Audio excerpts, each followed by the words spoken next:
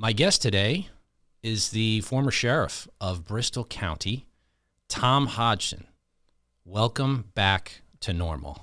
Thanks for having me. Appreciate it, Jeff. No, I appreciate you coming on. Let me put your graphic up, let everybody know who you are, but a lot of people already know who you are. But let me explain to the audience. Sheriff Hodgson was the chairman for Massachusetts for Trump. And we are here today to have a little bit of fun. Always love having fun. It has been 1 year since President Trump has been inaugurated into office for his second term. And what I wanted to do was, I think there's a lot of accomplishments, and I'm pleased with quite a few of them. And I know there's going to be some overlap, but I wanted to run down a top 5 list. We can also do some honorable mentions if we want to get to it. But there are I think at least 5 distinct accomplishments that he has made. And you have a list and I have a list. We kind of set it up. You don't know my list. I know your list because I had to prepare this for this show.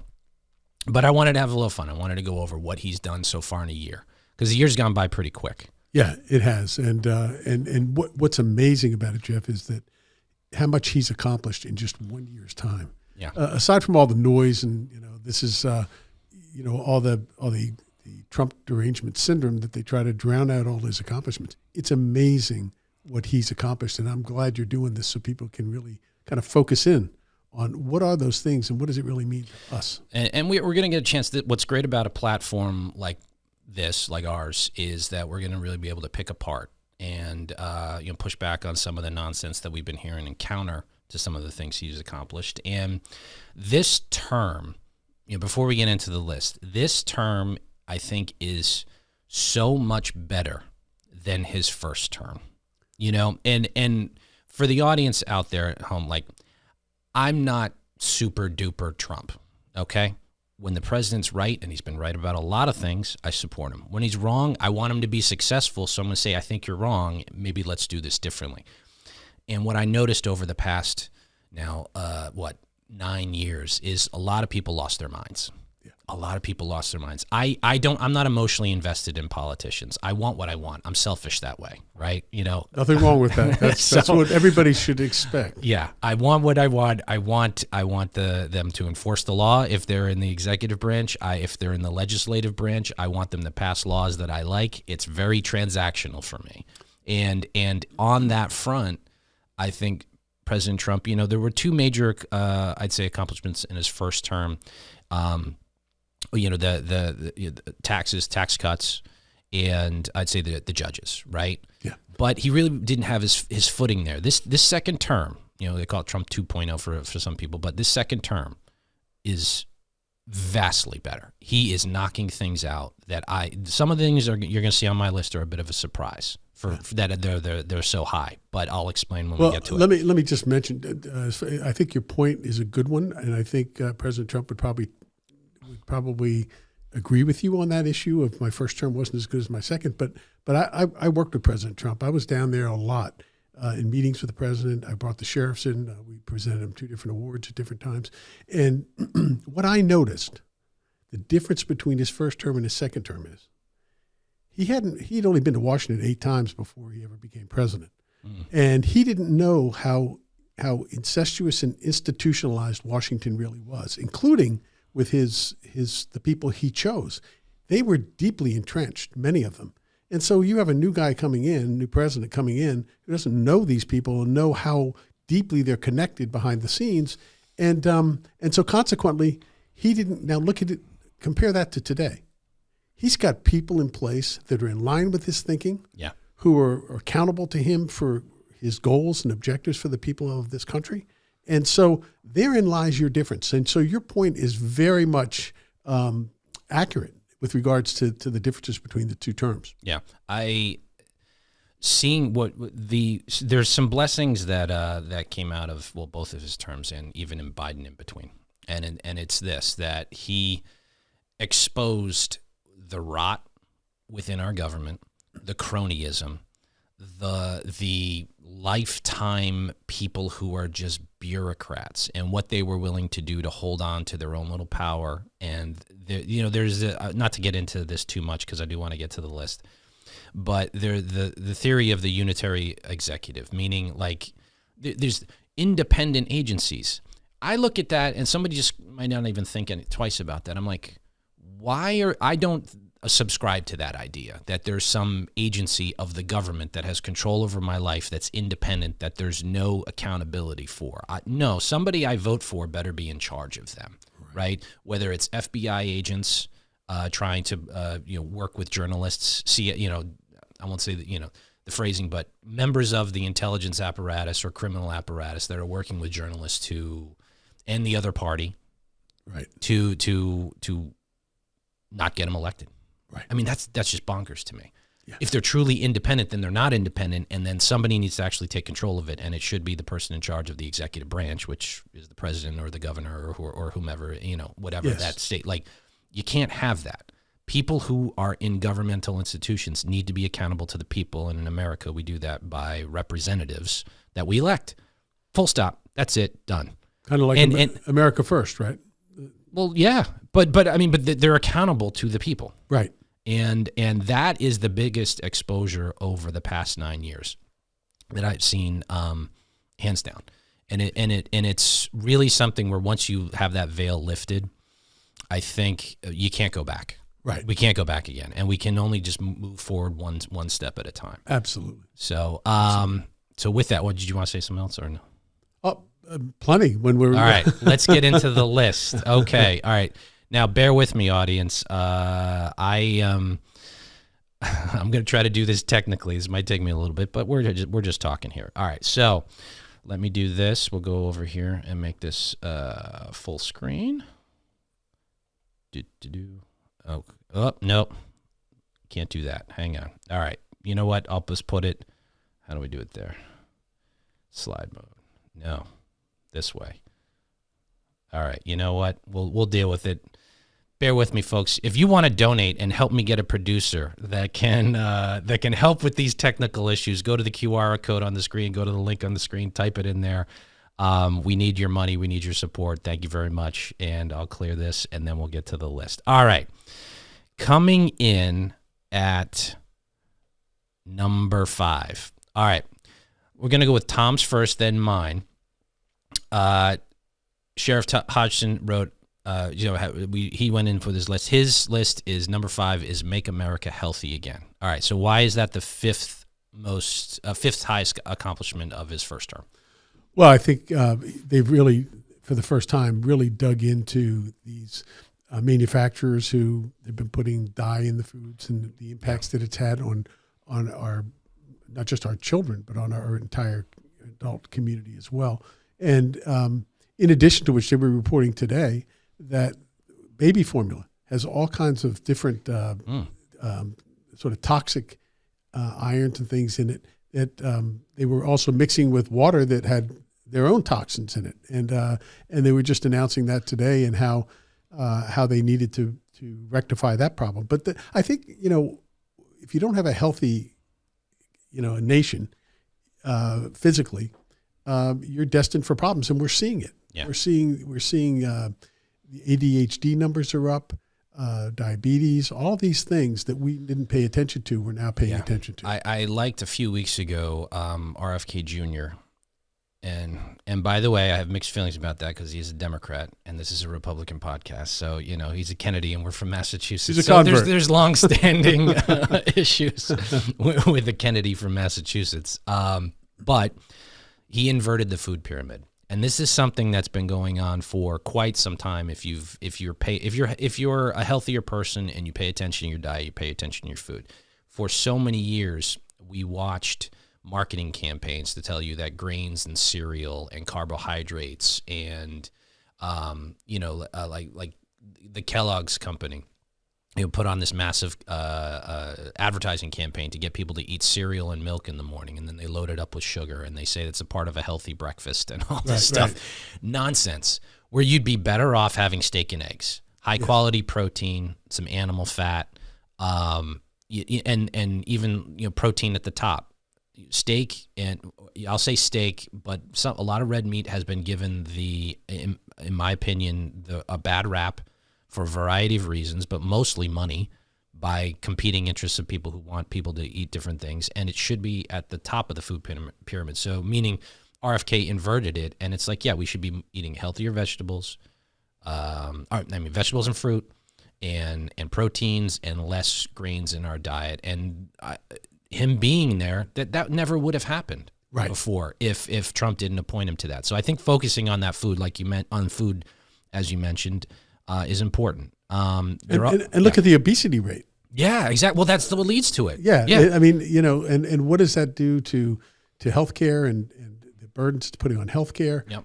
Not to mention, early death and things like that. So the priority of getting MAHA going, in my view, was so critically important for this nation, because if he hadn't done this, President Trump, and allowed Kennedy to come in and turn this thing around, we'd be in a worse shape in the next 10 years than we were at the time it happened. We do have an obesity crisis. And look, I need to lose a few pounds. Welcome to my world. Yeah, for sure. I think most of us do, right? And those of us who are paying attention to it, or know what we have to do, know what we have to eat right. But prior to this, I think there was a huge headwind against people who saying, no, red meat isn't terrible for you. Like animal fats aren't terrible for you. It's the processed food. Yes. It's the 15 dyes. And this is the weird part where when he was being confirmed, I think it was they did Fruit Loops in Canada and Fruit Loops in America, and it looked like Day-Glo orange in America for what they were putting in for the chemicals. That's a great point. And I think you're right. We have childhood obesity off the charts. Yeah, and healthy. And as I know you know this, Jeff, and I think that the viewers do as well. Healthy body, healthy mind. And so those two interact as well, right? With regards to your mind, if you're not eating well and you're not staying in shape, your mind's not going to be as sharp as it otherwise could be. Right. And to keep the list going, because we got 4 more each to go to. So I want to say that there has been a lot of, I'll say the precise language, disinformation about his opinion on vaccines. Okay. Now, putting aside RFK's individual opinion on all vaccines, I think, you have children, right? I have children, and the vaccine schedule my kids get is way different than the one that I got and you got. And yes, polio is real. Mumps are real. We should vaccinate appropriately. But the number and volume of vaccines that children get now are vastly different than what we grew up with. And it hasn't been explained to me sufficiently why that is and what the benefit is. Right. And I think that's what a lot of parents out there understand and feel, even if, and there's been no doctor that says, well, okay, when I was a baby in the late 70s, it's like, okay, when you got this, here's why. All right. Why did that change by 2003? Please explain.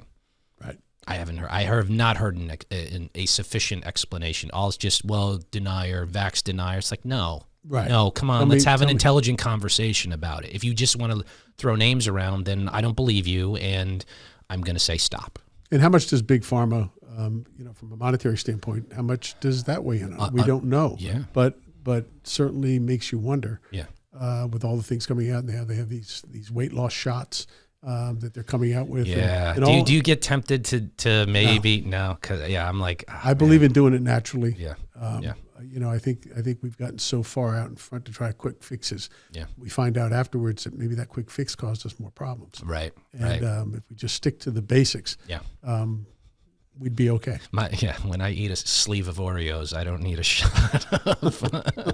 And that's my problem, Well, I'm a ginger snap guy, so I okay. It's 9:30 at night, right. and you say, all right, when you should just have a glass of water and go to bed. Right. Yeah. I always try to if I start to get tempted, I go, is this really going to once I eat it, am I going to really feel that much different? Right. So I try to use my mind a little bit to overcome it. Doesn't always work, but I try. Yeah. All right. My number 5 is his second term itself. Now, I cheated a little bit because it's technically not when he was inaugurated, but it was winning the second term. I think I can't think of in anybody's recent lifetime, even like my grandfather's lifetime, of a bigger political comeback. Yeah. Forget about Richard Nixon. This is like to be one term in between Biden and to come back for a second term is astounding. Yeah. And it should be a credit to him. And like we were saying earlier, what he's done in his second term, it shows how the more disciplined of getting the stuff done, because now he doesn't have two back-to-backs. He's got to get it done in one. Yes. And I think, take Massachusetts, for example.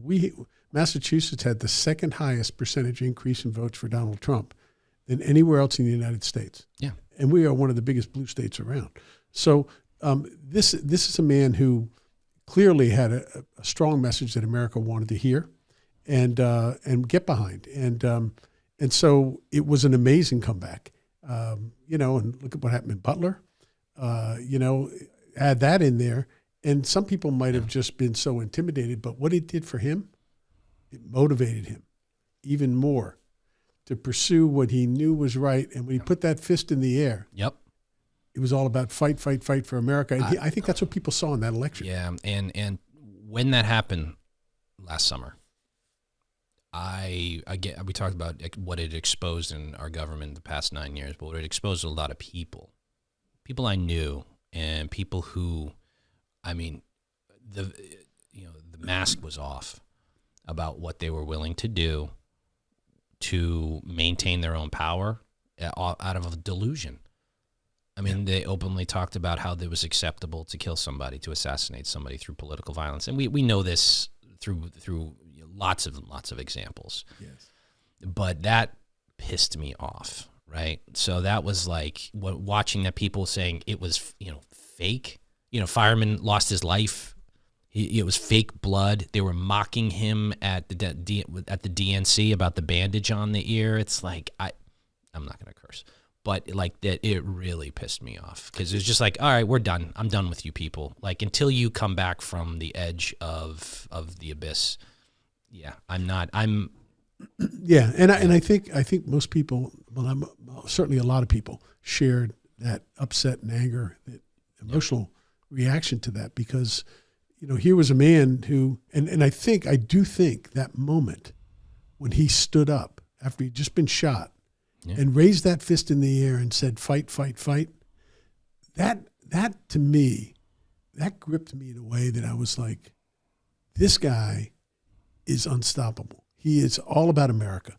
And he wants to, and he's telling the people out there, yeah, they're coming after me, but fight, fight, fight. Yeah.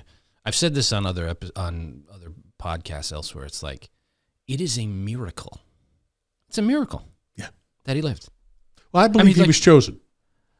I personally, yeah, from a spiritual point of view, I believe he was chosen. A spiritual person, you believe in miracle. I'm not talking in the a hyperbole way of miracle. I think it was a miracle, because it is miraculous that it hit his ear, the bullet hit his ear, and 2 inches to the left or right or whatever And what else would have been it? That would have been it. Done. I agree. Yeah. But you know what else, Jeff? I think that is miraculous. Part of it miraculous is that most people, having had that experience, would have kind of cowered a bit. He just became stronger and more committed and more dedicated to his purpose. There was certainly an attitude change that was visible and palpable. Yes. For everybody to see. And I saw that. Yeah. For At sure. the convention For we sure. saw it. When he was sitting up in the stands before he spoke. Yeah. You could see he was not as he was energized, but not in a way that you were used to seeing him energized. Just it was a calm taking energy. it all. Yeah. There was a calm part. Yeah. That had overcome him. For sure. Yeah. Okay. All right, let's get to number 4. Number 4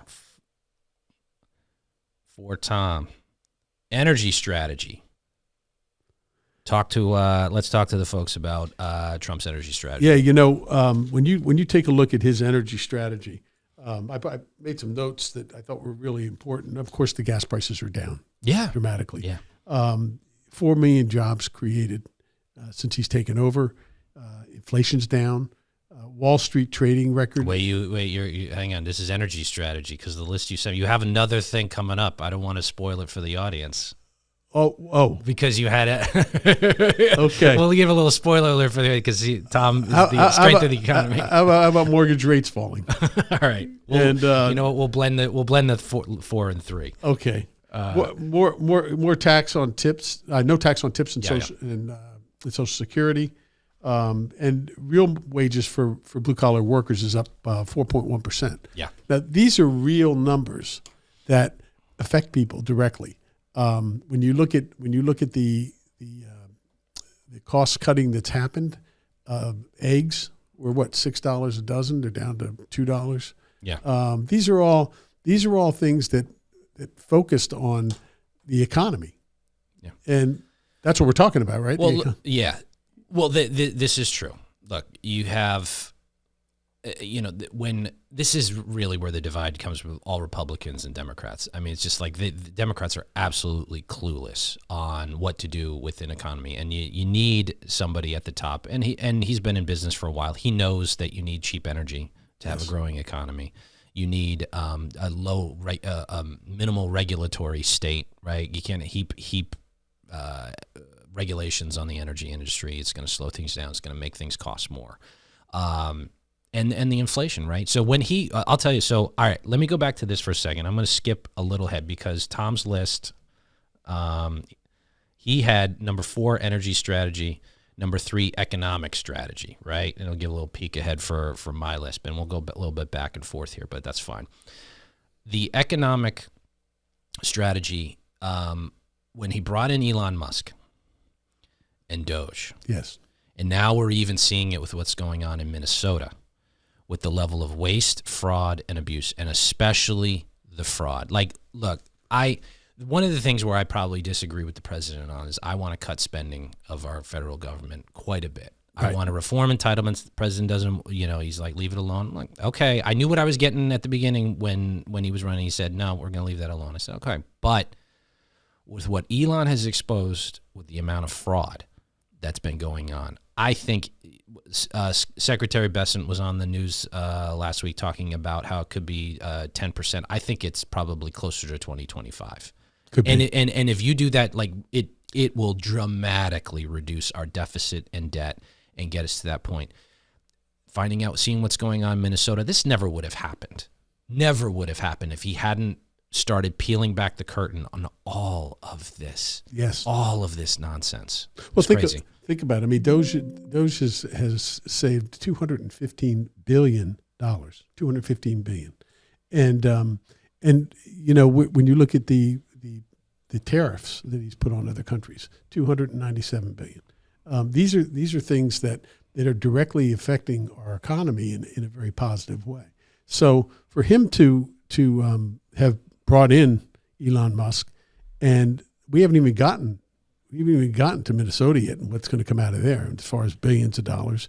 Then, and to be honest with you, I hope they're coming to Massachusetts. But Minnesota's just the start. Right. Minnesota's just the beginning of this. Right. And we know, you and I both know, we've been here long enough to know that there is probably massive fraud and corruption. Yes. Well, we know there's corruption, we know there's fraud, but we're talking massive here. And, the first episode of this show, I had on John Featherston, who was manager at one of the migrant shelters, which was a hotel. Even in episode 1 of this show, he detailed all the fraud that was taking place, the no-bid contracts, the billions that were just wasted across the state by taking in all the immigrants, the illegal aliens, and those who were here through the parole process that Biden put together, all that stuff. Right. Like, you can say that that's waste because it was technically legally allowed. But the amount of fraud that was taking place on top of that, whether the hotel or the building was full, charge full rate back to the state. Yes. Whether there was enough people to eat all the food, jack up that food bill. All of it. Well, and I mean they were offering Uber services anyway. One guy from the New Bedford area wanted to go to Boston, they gave him a free Uber. To Boston. And one of the hotels in New Bedford where they were housing these illegals, they didn't like the food that was being served, So they ordered it in from Boston, and they were driving it down from Boston to this location. I mean, you want to talk about fraud. I mean, I can't wait until they come to Massachusetts. I really can't, because I think Minnesota's bad, but I think they're going to find a lot here in Massachusetts. I think the dollar amount is going to really exceed. I think it'll exceed Minnesota, in my opinion. I think every state's different, right? It's more concentrated, it was concentrated in the Somali community in Minnesota. So there's like big buildings in here. I think here it's just spread out a little bit more on a smaller nominal scale, but I think the wider. Right. So, and let me just make one other point, if I can, Jeff, and that is, they started emptying. I mean, when you remember, Mara Healy emptied out the community center, told the kids, get out on the street, get out of here. I know your parents are trying to keep you safe from being on the street corners, but I need it for housing for people who are here illegally. Yeah. What started to happen was, and then all of a sudden there started more and more pressure from the people in Massachusetts saying, hey, we're tired of paying for all this. And so she started removing people from these places and saying they're relocating them. And they're building other places. I'm told they're building one over near Medford. Yeah. But they're not. She's not talking about it. Yeah. Right. It's a housing place that they're not talking about. They're doing this behind the scenes, and this is the kind of sneaky stuff that people are sick and tired of. And I hope that audit, when it happens, or that investigation on the fraud, is going to reveal all this. Yeah, and it will, and hopefully just in time for election, and people want to vote differently. Going back to my list, so my number 4 was border security. And we'll talk about border security. Well, let's talk about it right now, because I want to get to my number 3. So this one, it was number 4 for me, because I knew he was campaigning on it, and it wasn't like that big of a surprise. But still, nonetheless, the instantaneous change from our southern border across the board, we're locking it down. Done. Right. And there were, I look back on last year's campaign of people going, oh, well, we need the bipartisan border security bill. I'm like, no, we don't. What are you talking about? Well, we'll start to enforce it when 5,000 per day cross the border, and then we'll lock it down. Why isn't it 0? Right. What? I mean, bonkers rationalization by the legislative branch and candidates trying to get elected, where I was just like, this is nonsense. What are you talking about? The executive has the authority to do it. Biden could have done it. Right. Biden could have done it. Right. They chose not to. They flung the doors open on the border, and that's what happened. And on top of it, Mayorkas said the border was secured, and he continued to look people in the eye and lie to them. Right. Here in America, and said, oh, no, the border's secure, the border's secure. We all knew it was like, look, I know this issue probably better than most. I've been working on immigration issues for 25 years. I had one of the largest detention facilities, illegal detention facilities, or illegal immigrants in the country, and we had 287G. And the bottom line is, I've been to the border 5 times. I know it inside out. Wait, time out. I got just for me. Yeah, I'll say for the audience, 287G. 287G. Okay, I apologize. It's a program. Sorry, that's not a normal. I understand. I sometimes we talk in those terms and think everybody else understands. But at any rate, the 287G program is an agreement with ICE, where I had 6 of my officers sent to Georgia to train to become certified as ICE officers. Okay. So when somebody got picked up maybe on a local charge in Bristol County and they got brought to our facility, our people had access to the highest levels of the information that ICE had. So if we saw somebody that we thought was illegal, we'd contact ICE right away. My people were certified to hold them till ICE could get there. Okay. So at any rate, but what's happened with this whole issue is, I remember Mara Healy being on the other side of the border in Mexico the same day I was at the McAllen processing station in McAllen, Texas, talking with Border Patrol people. And that day she was saying the United States was wrong for not allowing these people to come into the country. Yeah. And so, not surprising, they flooded in. Right. I mean, remember Logan Airport? Yeah. People sleeping all over the floor. Yep. And where was the outrage from any one of these elected officials, including the governor? Yeah, well, so this is where I want the audience, and hopefully this reaches a much wider audience for folks. There's not going to be outrage. They want this. They want it. They want this. Right. Okay. So it's like, I sometimes I want to, shake Republicans that say, I don't understand why they're doing this, or why aren't they upset about this? They want it. They want to do this. This is part of their plan. And it's time we just started speaking plainly about that and saying and calling them out on it. Like, you know what? Maura Healey wants, is probably not that big a fan of capitalism, definitely wants to cave to the environmental left, doesn't want to bring in pipelines. Okay. Right. So your energy strategy is garbage. Right. Why is she doing it? Why is she making the cost? She wants to do that. Right. Why is she bringing in tens of thousands of illegal aliens into the state? They need votes because people are moving away. They want this. Like, right. Stop pretending like we should be outraged. We have to start being serious about it, calling them out for it, accepting the fact that these people want what they're doing. Otherwise, they wouldn't want the power that they're chasing after. Yeah, and my to your point, I think that gets right down to the core issue. I've been, as I said, working on this for over 25 and a half years, and I've testified before Congress on the border issues many times. And what I have noticed and found was that both sides used the immigration issue as a political football. Yeah. See who could get more favor with the illegal immigrant community. But then it got so bad that what's happened is basically people like Maura Healey and the rest of them are saying, listen, I'll decide who has to follow the federal law and who doesn't. Yeah. My issue with that is you don't like the federal law. You don't like the fact that we have laws that say you have to be a legal resident, a citizen to come in here, to be legalized or come on a work visa. You want more work visas? Then you lobby Congress. You're a governor. You people are state legislators. Yeah. You go lobby Markey and the rest of them and tell them this is what we want, but you don't hear anything out of them, right? They basically are saying we'll turn a blind eye and we'll pick and choose who gets to follow the law and who doesn't. And I think that's what people in Massachusetts and across this country ought to be really outraged about. So I'm going to try to do something. Hopefully, technically, it happens nicely on screen here. I'm going to play a couple clips, and I want to do this because there's two things we want to get to.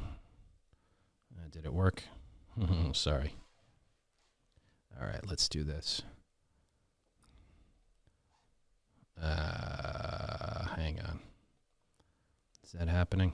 No, it's not happening. My bad. All right, so maybe the audio will come through. Because on the screen that the audience is seeing, they're still seeing the list. But maybe we can get to, you know what, let me do this. We'll go to both of us, and this will just be audio, but we're going to be watching the video. Both Sheriff Tom and I are going to be watching the video. This is Maura Healey. Hopefully it comes through here. ICE is not making our community safer.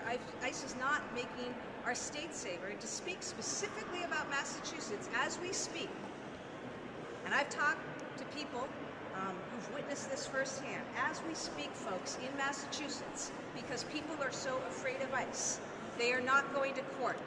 They are not going to school. They're not going to doctor's appointments. That's not making us safe. When I think about the people, what's happening in our courts right now, victims of violence afraid to come forward because of their concern that they're going to be picked up by ICE. Imagine that. I want to point that out. So, because what we were just talking about is critical to what her attitude is. Yes. We have a situation where she is saying that ICE is making our communities less safe. It is a flat-out lie. Now, in a previous episode I'm going to release probably after this episode comes out, I searched on Grok, on AI, for how many arrests, right, has ICE made since President Trump took office. And it was about 1,400 murderers, rapists, child abusers, thieves, people who, just really bad dudes, right, as the president would say, bad guys.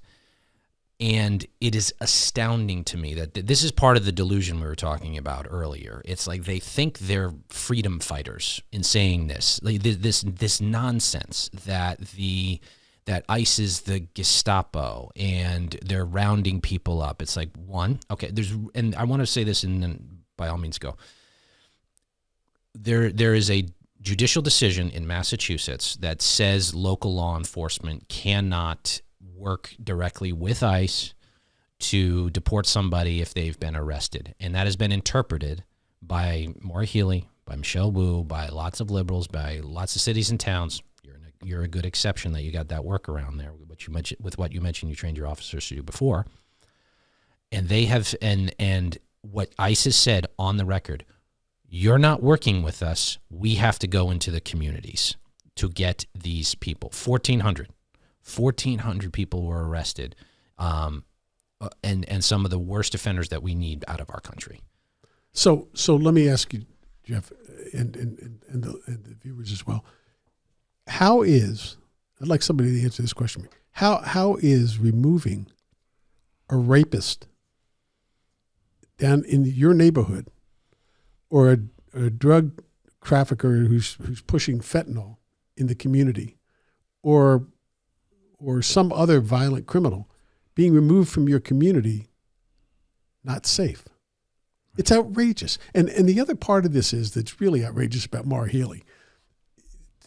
It's like suggesting that the cops are coming to your neighborhood because there's a major fentanyl dealer who's and some of the people in the neighborhood might buy from that guy. And you don't want any of them to get arrested just for using. You just want the guy who's dealing it to get arrested.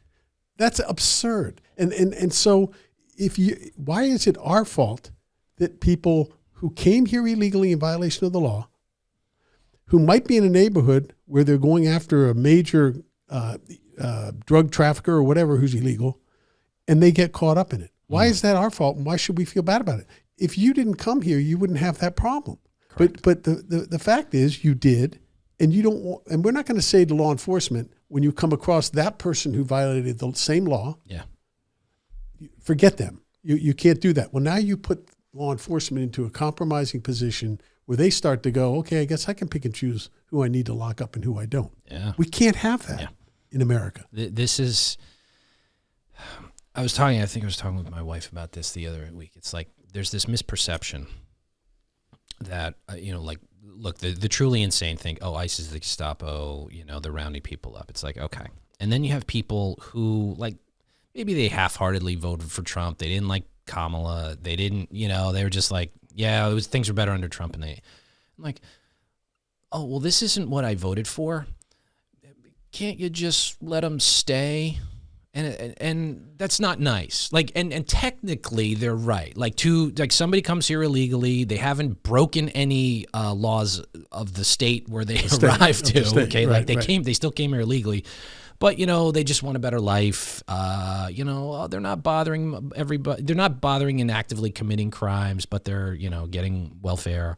They're getting subsidization from the taxpayer. There's lots of other things going on. Their kids are in a school, and it's a disruption to the schools when dozens of kids are now in a classroom that don't speak English, and there's problems, and it just extrapolates from there, right? Right. Okay. Removing them from the country and deporting them, it's not nice. I'm going to admit that. Like, it's not nice. It's the polite thing to do would be like, oh, come on, just let them stay. But what's the trade-off?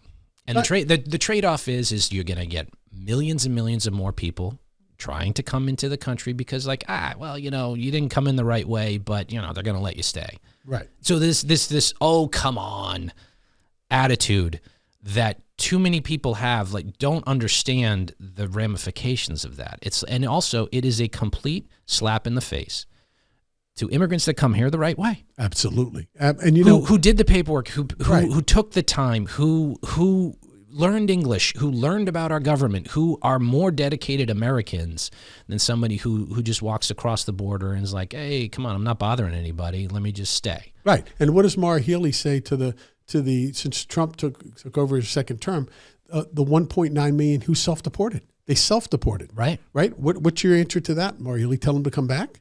Okay. They self-deported. The others chose not to go back. Okay. And that was their choice. Yeah, they were here. And look, when you do something wrong, okay, as good a person as you might be, you get caught. You violated the law. You can't expect law enforcement to say, well, we'll decide, but this is where our problem is. You know, Tom, you bring up a great point. And you know what I'm going to do? I'm going to play a clip of somebody who agrees with you. Would you like to hear that clip? Is it Donald Trump? No. It's this guy. This is not going to be a free ride. It's not going to be some instant amnesty. What's going to happen is you are going to pay a significant fine. You are going to learn English. You are going to go to the back of the line so that you don't get ahead of somebody who was in Mexico City applying legally. It's not something that is guaranteed or automatic. You've got to earn it. I think the American people, they appreciate and believe in immigration. But they can't have a situation where you just have 500,000 people pouring over the border without any kind of mechanism to control it. That's true. Let's hear from another guy who just agrees from what you say. Not only in the states most heavily affected, but in every place in this country are rightly disturbed by the large numbers of illegal aliens entering our country. The jobs they hold might otherwise be held by citizens or legal immigrants. The public service they use impose burdens on our taxpayers. That's why our administration has moved aggressively to secure our borders more, by hiring a record number of new border guards, by deporting twice as many criminal aliens as ever before, by cracking down on illegal hiring, by barring welfare benefits to illegal aliens. In the budget I will present to you, we will try to do more to speed the deportation of illegal aliens who are... And Tom, just let's put a little cherry on top of that sundae. How about this? Right-wing proposal which says essentially there is no United States. But it would make a lot of global poor richer, wouldn't it? And it'd make everybody in America poor. Then you're doing away with the concept of a nation state. And I don't think there's any country in the world which believes in that. If you believe in a nation state, or in a country called the United States, or UK, or Denmark, or any other country, you have an obligation, in my view, to do everything we can to help poor people. What right-wing people in this country would love is an open border policy. Bring in all kinds of people who work for $2 or $3 an hour. That would be great for them. Right-wing people. God, yeah. You love Bernie. You know, I mean, it's just but this is it. This is how far they have drifted. Yeah, and they don't apologize for the contradictions at all. They don't, and it's amazing. You know, the idea that they're blaming the Trump administration for going into our communities and having ICE go in there when law enforcement won't work with them, they have to. We did when I was there as sheriff, and it's safer. You collaborate, you share resources, you lower your cost for enforcement, and you effectively don't have to be in those communities. So, in one hand, if it is safer. We need to emphasize that point. And if Maura Healey is saying she, in her warped sort of logic, that it's making it so scary and unsafe in the communities, well, you know what? Then why don't you have law enforcement? If you don't want the many ICE officers in the community, have law enforcement in Massachusetts working with them and collaborating with them. You can't have it both ways. And this is the constant contradictions, like you just showed, the contradictions you see with them. They don't really have any real core beliefs other than we want a woke agenda for the people of Massachusetts. And that's where we're at. Yeah. And, you know, it's just as an aside, I've been talking a lot about, and talked to some people actually in Washington about the idea with all the attacks going on with ICE right now. Right, they're attacking them left and right for doing their job and upholding the rule of law and getting the bad guys out. I think it's probably a good time for the president to rename ICE so that it's clear this is a federal law enforcement agency. If you come after them, you're going to be held accountable. And what I want him would like him to change it to is National Immigration Customs Enforcement. Nice. Now, think about it, right? You know what? That's not a bad, that's a pretty good idea. Mental conditioning, right? They keep saying ice, ice, ice, cold, whatever. But when you start to say, imagine the press, they'll go crazy. We had another nice raid in Boston with these nice officers, so right? I'm clipping that, and that's going to be one of the clips. So I make clips for that. We're doing that, and hopefully the president and the administration sees that. I think it would be great. I think it would be good, and it would be a nice poke in the eye to the people that are. No pun intended about the nice poke in the eye. Yeah, yeah, I didn't. Yeah, but you think about it, and when people keep hearing "nice" repetitively, the word "nice" we're all about mental conditioning, right? Yeah. So when you're associating them doing something good for us in our communities and getting the bad guys out, these nice officers are in there doing a raid. These N.I.C.E is going to be coming into Massachusetts. All of a sudden, it doesn't have as harsh a feeling. And it also clarifies this is a national law enforcement agency. Let's see where we go. Yes, I like it. All right, we're going to go back to, let me put up the graphic again for this. And I want to discuss my number 3, which is H1B visas. Now, this is 3. This is high on my list, right? I wanted to, the technology industry. This is related to immigration, but he came out a few months ago with they were gonna raise the fee to bring in somebody with an H1B visa to $100,000 per year. It came out of nowhere. I didn't even see this coming. And this is why it's like it wasn't part of the campaign. It wasn't told to me beforehand. I was like, oh my God, this is great. Yeah. Because for years, a lot of let's say special interests, right, have been saying, well, we don't have the knowledge in America to do this, and we have to bring in these workers. And I go, this isn't like Shohei Ohtani, who plays for the Dodgers and has a very good skill set where they're going to pay him millions upon millions of dollars to come to our country from Japan and pitch and knock home runs out of the park for the LA Dodgers, right? You pay him a premium. And you can tell they're lying because all the H-1B visa holders that they import for technology workers are paid less. If they needed these, they'd be paying them more. And that right there, and I really hope if somebody in the administration watches this or the president himself, I really hope they don't back off of this because this is huge. We have thousands upon thousands of college graduates graduating with technical degrees every year, and now they're competing with cheap foreign labor like President Clinton and President Obama and Bernie Sanders all talked about in those clips that we played, and it is hurting the American worker right where the kind of American worker we want to make sure is a vibrant member of the middle class. So that one, it came out of nowhere for me. I was so happy when it happened. Don't pull back because there's been some people who are lobbying, maybe Elon, maybe not, maybe others. Where I'm like, no, do this. No, and that's I think that's the fair way to protect the American workers, and an important way to do it. And you still get the benefit. You want to come in, you want to pay a fee.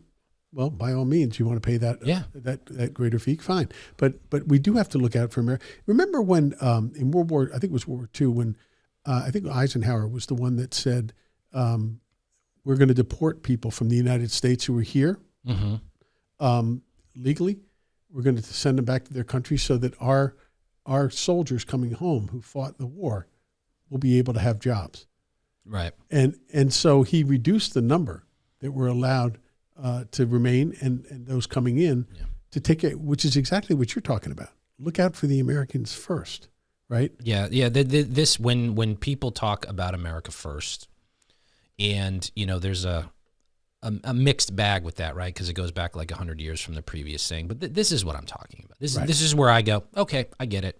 Good. Right. Thumbs up. Right. It's like when tech workers, when American tech workers are competing with foreign workers, and this happened, I remember this negotiation with Tim Cook from Apple and the president, and he's like, well, we're going to move the factory overseas. He's like, okay, I'm going to slap a 25% tariff on everything you send over. Right. It's like, this is something as a movement, as a party, we have to have a really big discussion over, where there's this battle between free enterprise, which there's not really free enterprise because how much of it is free when other countries are using slave labor and bad conditions, and we have all these regulations here.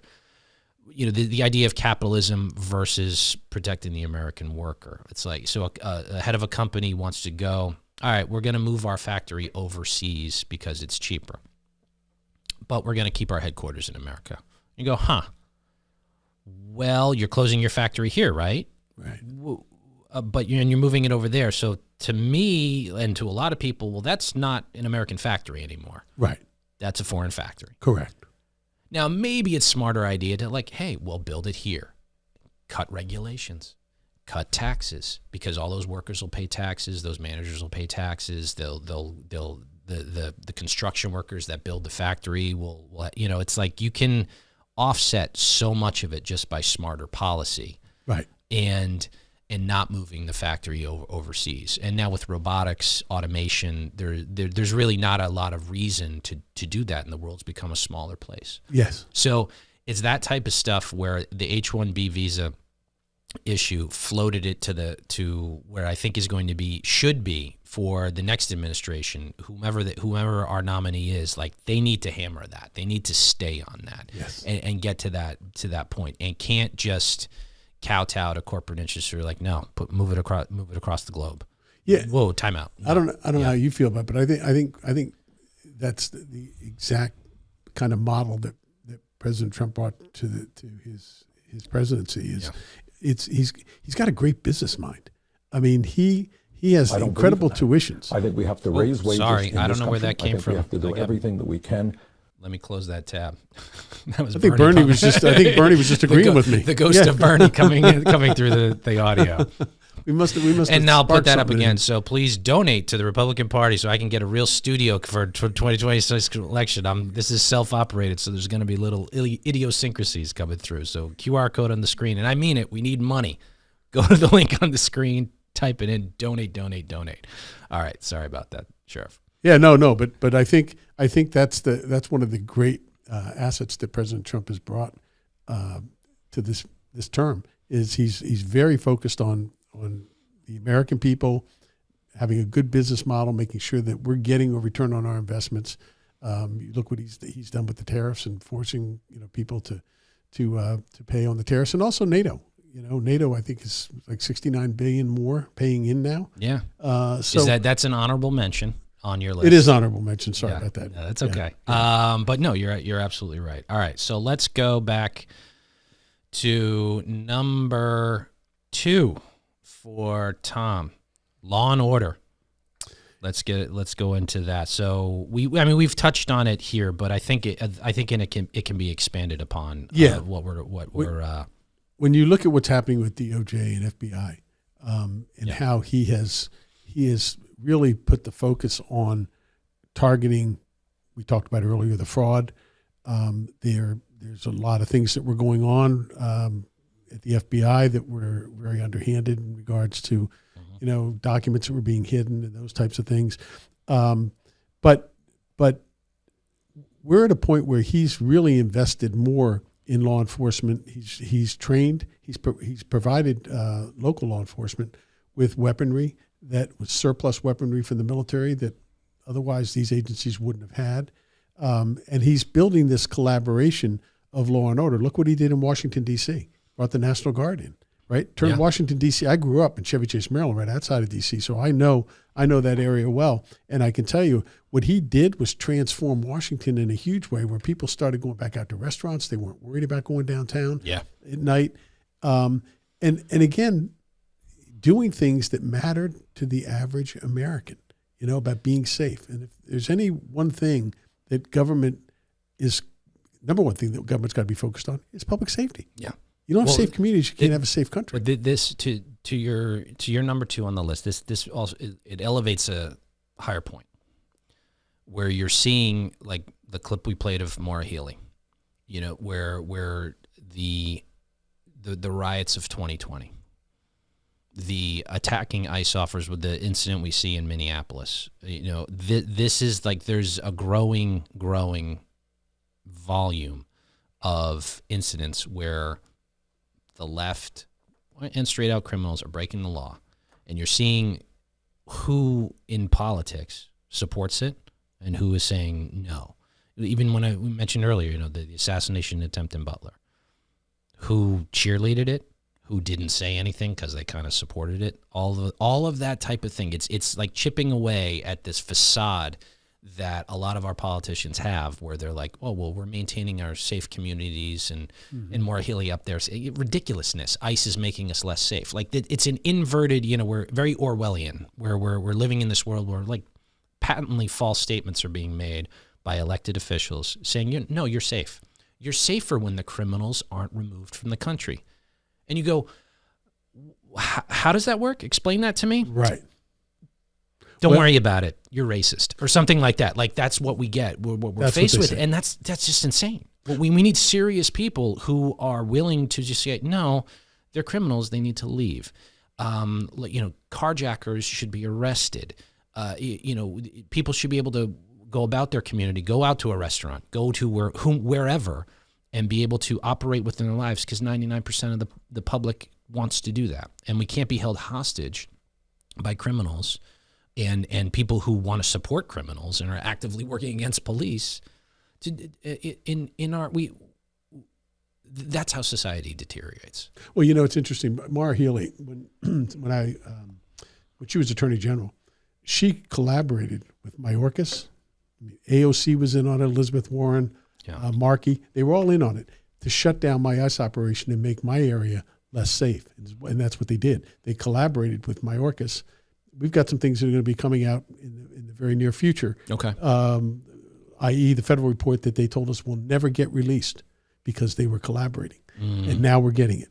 And that's going to get released in addition to some Freedom of Information documents that we have that are going to show Maura Healey, in a completely political move, moved on her agenda to shut down ICE and did it with Mayorkas.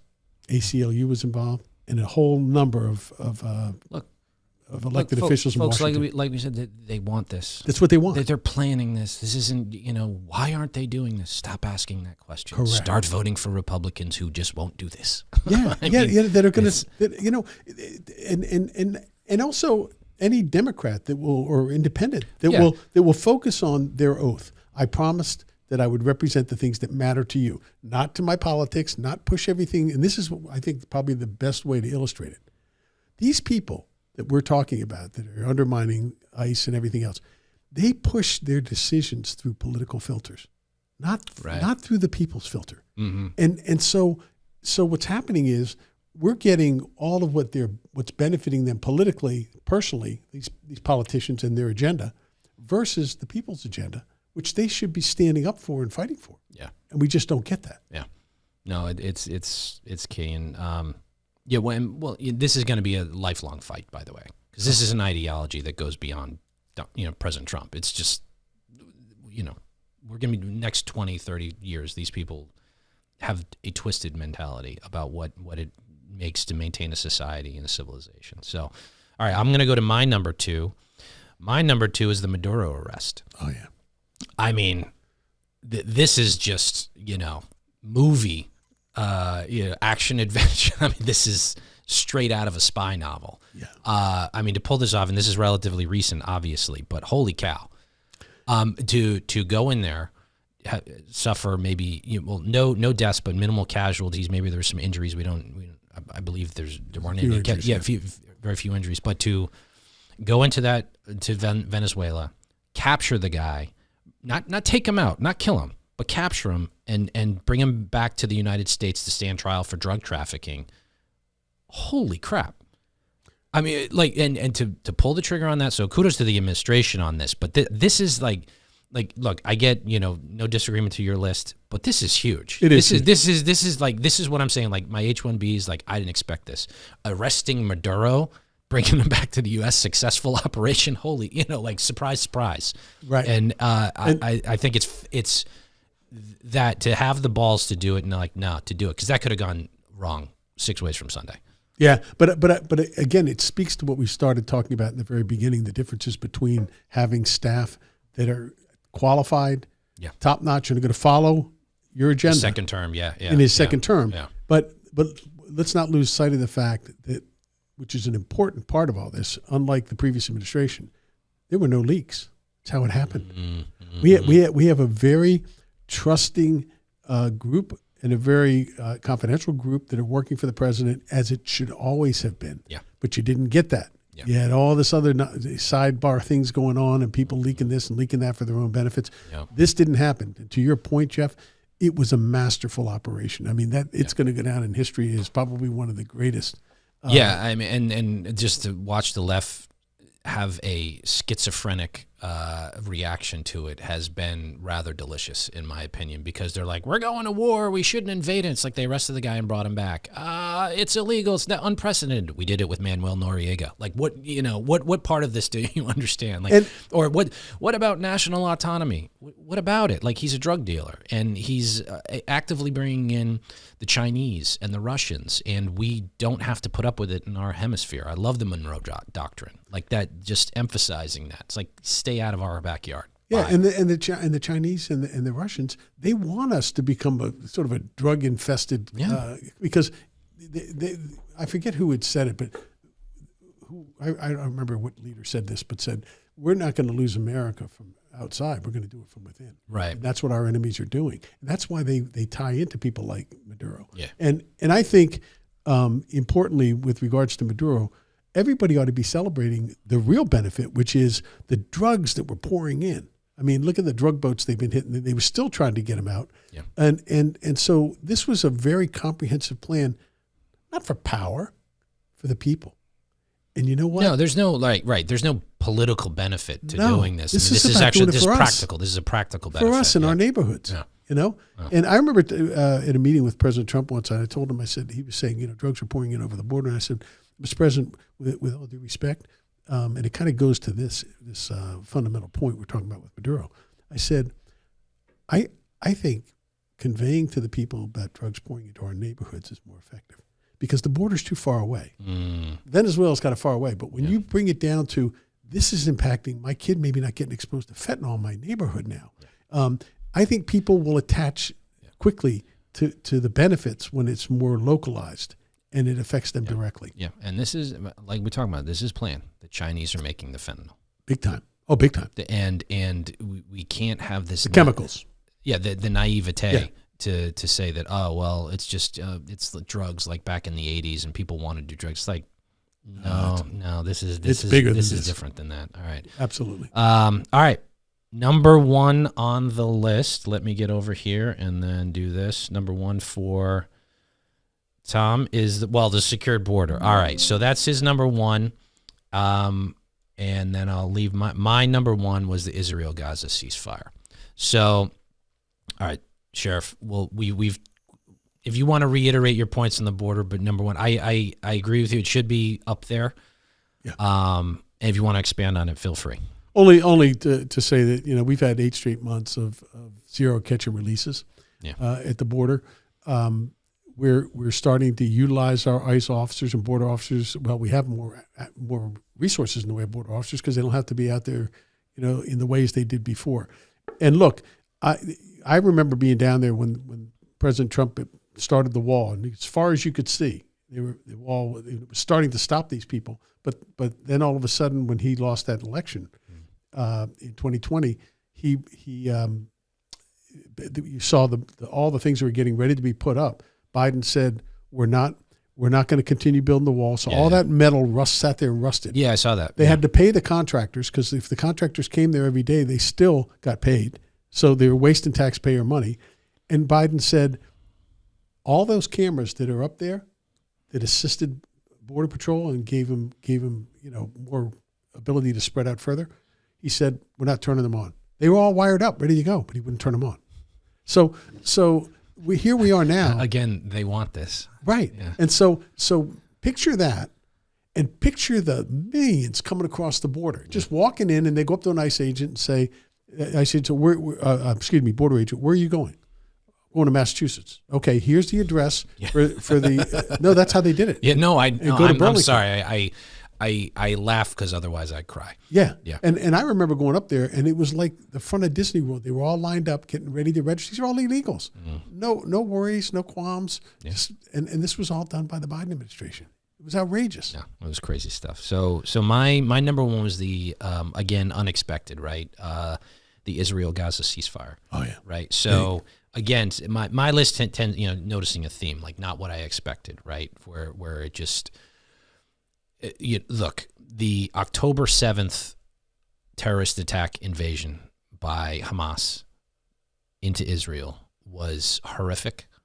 And I'm not going to get into a whole Israel-Palestine discussion on this. I'm a very strong supporter of Israel, but aside from that, The war Israel prosecuted against Hamas was legitimate and appropriate.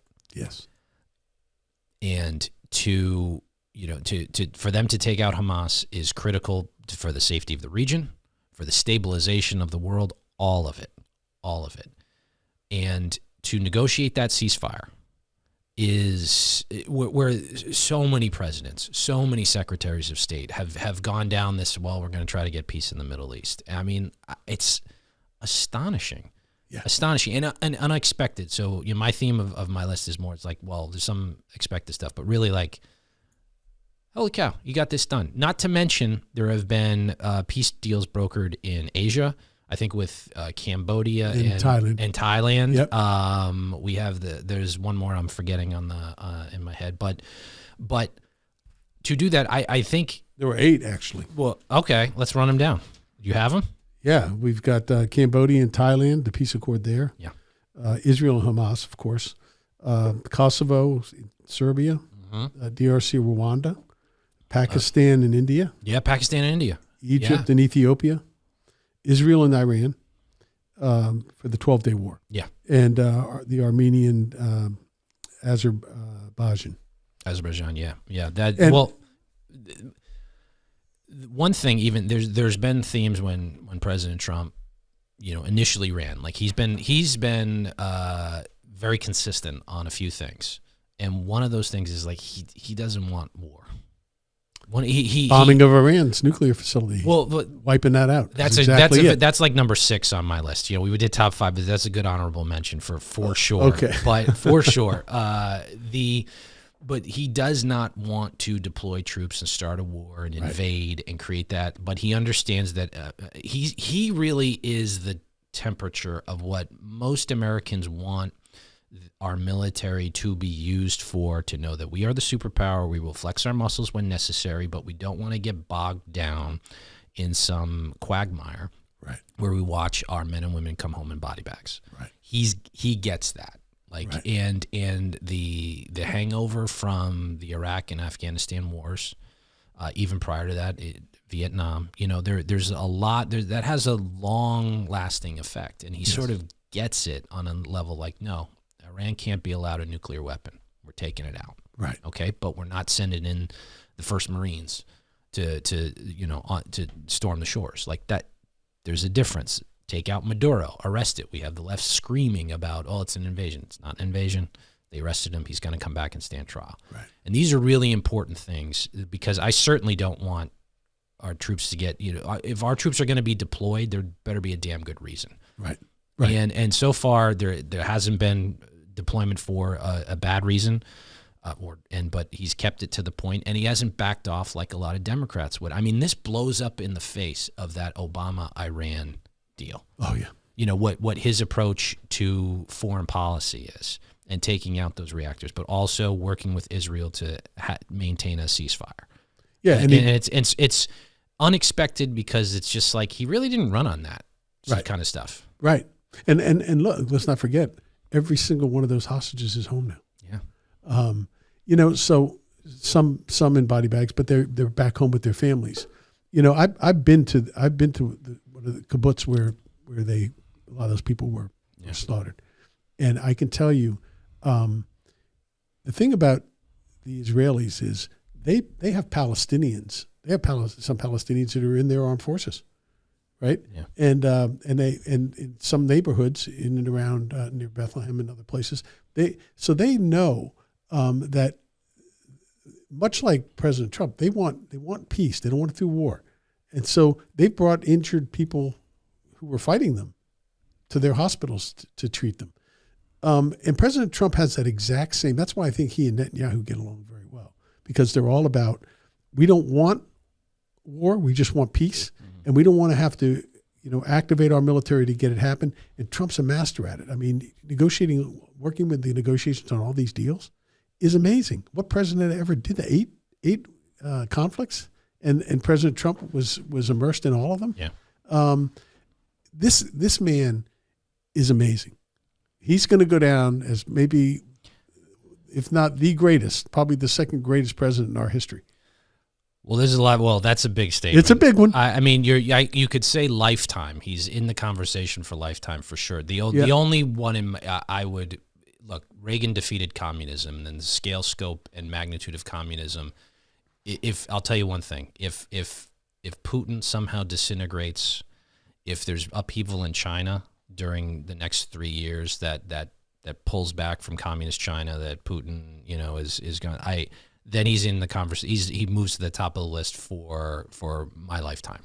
Yeah, I mean, he's right now, but he's like, I want to see what the next 3 years bring. Well, but I mean, you're dealing with Lincoln and Washington when you say that. So I understand, and I love them. I love them all. But and particularly the two you just mentioned. But I would say this: this is only his first year.